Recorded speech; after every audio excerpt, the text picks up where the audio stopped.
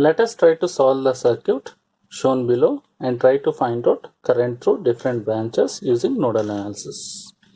Now, what is the difference between previous problem and this problem is we are having the voltage sources. When we do have a voltage sources, the first step remains same. This is one voltage taken as a reference node with zero potential. So apart from this, there are four nodes, 1, 2, 3 and 4. But if you see the node at 4 volts with respect to ground, it consists of only one voltage source. What it means is that there is a ground, over there is a building, and I know height of the building is 4 meters. So rather than using a tape and finding out when already it is declared, so I can write down rather than finding out V1 and wasting that one node, we can say this node is between ground and with respect to one point, and the voltage between this node and this point is 4 volts. So this point is at 4 volt potential. Similarly, there is another building where we know the height of a building is 6 meters. So the node voltage here is 6 volts. 0, when you go from minus to plus, we are raising the height 6 volts. Understand? So in between, there are some two buildings. We don't know what are the height of these buildings. We are trying to find out height of these buildings using these two heights. So apart from one reference node, and the node voltage of this first node is 4 volts and node voltage of second voltage is 6 volts. We need to find out other two voltages. Let this is V1, let this is V2. Understand? So first we have identified reference node. After identifying reference node, we are determining the node voltages V1 and V2. Once we know V1 and V2, I can find out current through any branch. So after first step, let us assign the current directions to each and every branch. Let current flowing through this is I1. Let current flowing through this is I2. Let current flowing through 8 ohms is I3. Let current flowing through 10 ohms is I4. You can take randomly. Let current flowing through 12 ohms is I5. Okay. So then what we have done after identifying node voltages, we have given the directions of current flowing through the resistance. Third step is apply KCL at node V1. Apply KCL at node V1. What is the incoming current at node V1? I1. What is the outgoing current? I2 and I4. So I1 is equal to I2 plus I4. Second step is apply KCL at node 2, that is V2. If you apply KCL at node 2, what is incoming current? I4. Outgoing current is I3 plus I5. Okay. Now we have to replace these currents with respect to node voltages. So what is I1? I1 is the current flowing between two voltages. Let it is V1, V2. So there is a resistance. How you are going to write a current? I is equal to V1 minus V2 by R. But in case of I1, V1 is 4 volts, which we know. V2 is, for example, here V1. Now the current is flowing from 4 to V1 and the resistance is 5. So in place of V1, we need to substitute 4 volts. So I1 is equal to 4 minus V1 by 5. 4 minus V1 by 5. That is your I1. Then similarly, I2 is the current flowing from V1 to ground through the resistance 15. So what will be I2? V1 minus 0 by 50. What is I3?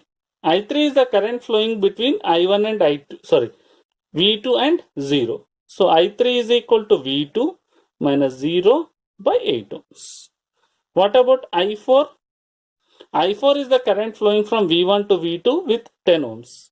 So V1 minus V2 by 10. Now what is I5?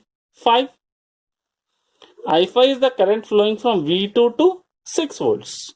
So I5 is equal to V2 minus 6 by, this is 4 ohms. Okay, so we have represented the currents in terms of node voltages. Now replace the currents with respect to node voltages. Okay, so substituting in the first equation, 4 minus V1 by 5 is equal to V1 by 15 plus V1 minus V2 by 10. This is equation number 1. Similarly, equation number 2 is I4 is equal to I3 plus I5. What is I4? V1 minus V2 by I4 is 10 is equal to V2 by 8 plus V2 minus 6 by 4 is the second equation. Now you need to simplify this equation. So very simple way to simplify is that either you multiply the entire equation with some digit or else you can use your calculator. Okay, so we need to simplify this equation. It can be simplified, first equation can be simplified by simply multiplying the above equation with respect to number, or else we will go with the matrix method. So what we will do is that we will keep 4 by 5 here. We will keep 4 by 5 here. Take minus V1 by 5 other side. So it will become V1 into 1 by 15 plus 1 by 5 plus 1 by 10 minus V2 into 1 by 10. First equation. Second equation is keep 6 by 4. Okay, this is minus 6 by 4. You take minus 6 by 4 on the left hand side. So 6 by 4 is equal to V1 by 10 will come other side. So minus V1 into 1 by 10 plus V2 into 1 by 8 plus 1 by 4. This V2 by 10 will come other side 1 by 10.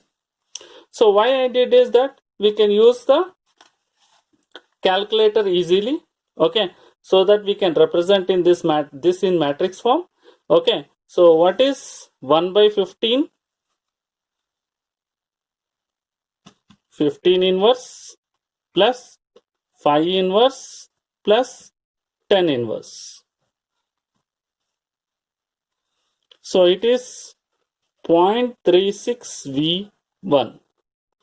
Okay, 1 by 10 is minus 0.1 V2 is equal to 4 by 5. 4 by 5. 0.8. Equation number 1. Second equation is minus point V1 plus 8 inverse, 4 inverse plus 10 inverse. It is 0.475 into V2, which is equal to 6 by 4. 1.5. Once we got this, you can go to mode, select the equation, option number 1, 0.36 minus 0.1 is equal to 0.8. And then minus 0.1, 0.475 is equal to 1.5. So once you substitute using your calci, you can easily find out V1. V1 is equal to 3.29 volts. And then if you press once again is equal to,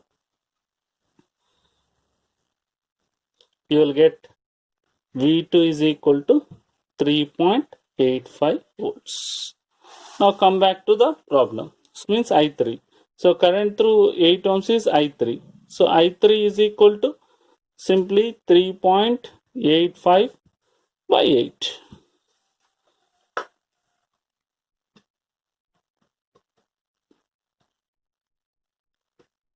That is 0.48 amperes. We can find out any current using this formula.